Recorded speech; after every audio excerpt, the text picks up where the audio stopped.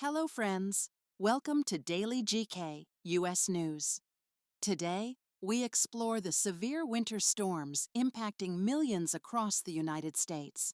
These storms have led to significant disruptions in daily life.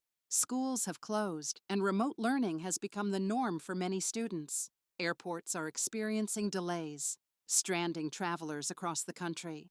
Families are facing grocery shortages as supply chains are affected. Power outages have left millions without electricity, highlighting infrastructure challenges. Utility crews are working tirelessly to restore power to affected areas. Public safety incidents have sparked a national debate on preparedness and response. Government officials are urging caution as the situation evolves.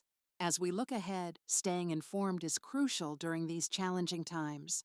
Thanks for watching. Please like, share, and subscribe for daily U.S. news updates.